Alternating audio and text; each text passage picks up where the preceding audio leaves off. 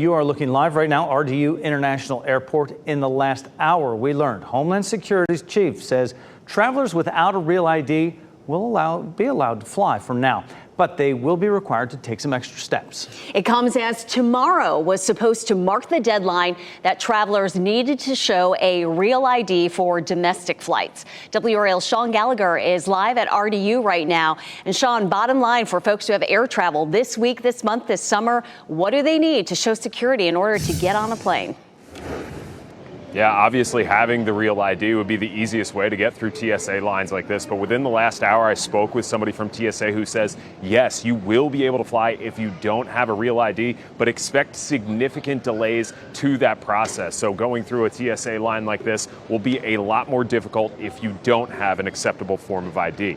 Now, those other acceptable forms of identification are federally issued IDs, things like passports, passport cards, or military IDs. TSA's website has a full list of those acceptable IDs. And according to TSA, 81% of the flying public right now have an appropriate ID, but if you don't, again, you may still be able to make your flight. TSA says it will have people on hand to pluck those folks out of line and put them through a more thorough screening, but it could add a significant amount of time to your travel and put you at risk for missing your flight.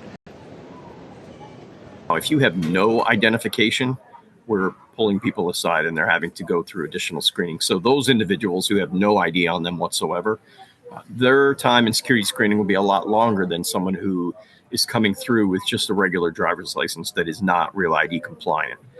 Those folks will get through faster than someone without any type of ID at all. So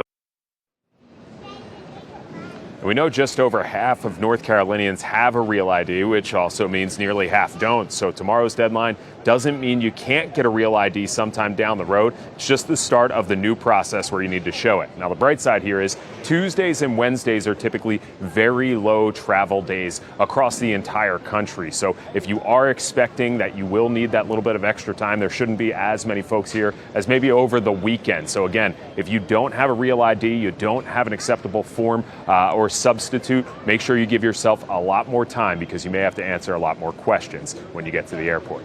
At RDU, Sean Gallagher, WRAL News.